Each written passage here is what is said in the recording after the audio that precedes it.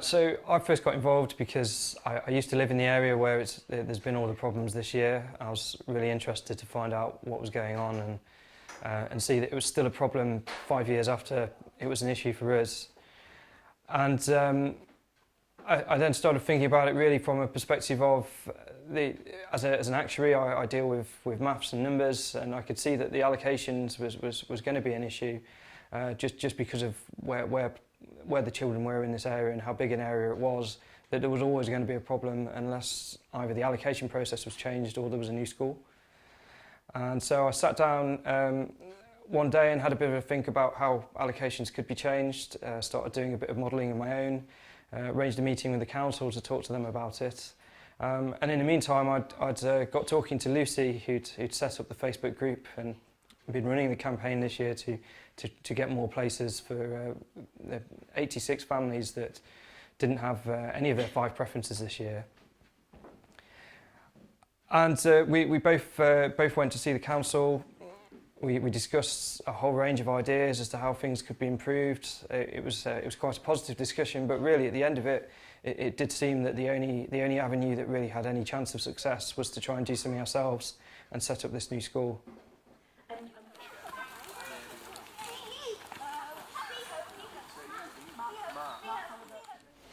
So this year there were 86 families in North East Leeds who didn't get any of their five choices of local schools. They were allocated schools generally around about 3 miles away by road, which obviously is pretty significant for primary school children who often do walk to school and really are part of the community. Going through to 2017, 2018, there are a similar number of children in the local area, and so there's a good chance there's a similar problem will result again unless something's done about it. Unless the school is built, there will be more children than there are places in the area, and the way the allocation system works is that the children living in the Talbot nearest catchment area are the ones that will suffer. All the other local schools just about cater for their local population, and they're all full. The Talbot Primary catchment has 60 places at the school, but there's around 120 children living in the area in each year. So there's 60 children there who will miss out every year.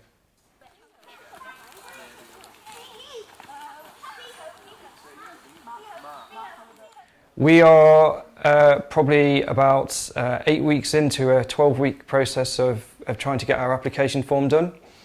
It's a pretty significant task, 100 pages of all sorts of bits and pieces, so a huge amount on our curriculum, our vision, a whole load of budgeting, which is a key part that I'm involved in, and thinking about the finances of running a school for the next 7 years, building it up year by year, thinking about the land, where we can put the school. The whole form is supposed to be around about 100 pages when complete, so it's quite an undertaking. We're probably, I would say, around about halfway through that process. We've done a lot of the groundwork now, got some first drafts in of a whole load of parts of the form, but we're expecting quite a bit of feedback, I think, from the New Schools Network when we send that in, and quite a bit of work to finesse our application before we're done.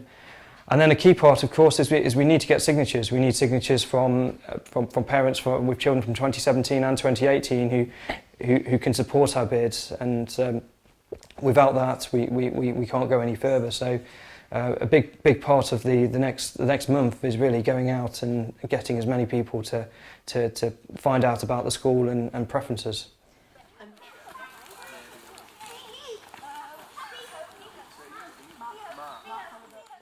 Well, we've got a public meeting that we're having in the middle of September, so 14th of September at 7:30 at the Mansion.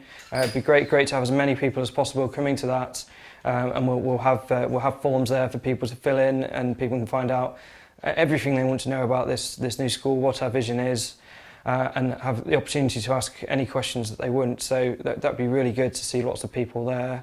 Or if you can't make that, or you like what you see, there's also a form on our website, which is www.roundhayparkprimary.org.uk.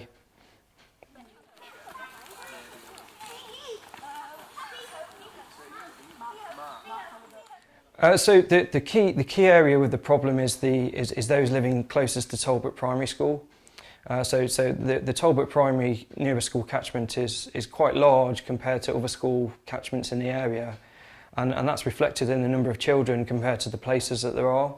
So in 2015 there were 136 children who lived closest to Talbot Primary School, but obviously there's only 60 places at that school, so that you're almost guaranteed that a lot of those children will miss out.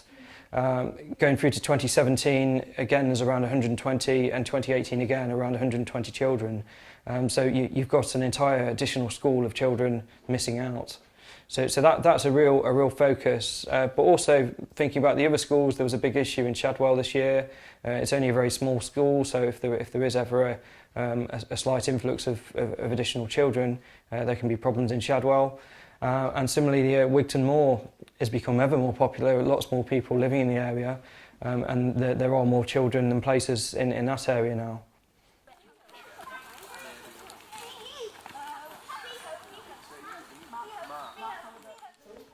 So this is the map that we put together as part of the campaign. It shows all the nearest school catchments. So the key area of an issue is Talbot Primary School, which is here. And even though you've got this huge area here of people who are living nearest to Talbot, you had to live within this tiny red circle to actually have any chance of getting into Talbot Primary School. And if you look at the other schools in the area, you've got Highfield, Moortown, Wigton Moor, Shadwell, you can see again that there is a huge issue in terms of actually anyone living in this sort of area here being able to get to a school that is nearby is really difficult, because there are so many children living in this area, and yet the other local schools are all equally oversubscribed. This year, what actually happened was people were allocated schools. So this was one that Lucy was allocated down here, and then I think there was other parents allocated schools out in this direction, over here. So you'd see that a huge gap between the schools, but they're all quite a long way away, and significant commuting distances along busy roads in the morning. I mean, the Roundhay Primary School, when that was for the Roundhay All-Through School, when the primary campus was opened, that was suggested as being a way to try and alleviate some of the problems in the consultation, but it really doesn't help. It doesn't come north. It serves its area very well and is needed down there, but it doesn't help the area of need up here.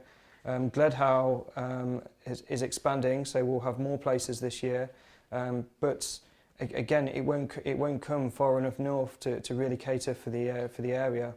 And similarly with Kamaki, for those places to come north, the southerly border of the catchment has to come down so much that there's not really any opportunity for that school to address the need. So this map is on www.faschools.org.uk, which was the fair access website that we set up as part of the campaign for more places this year.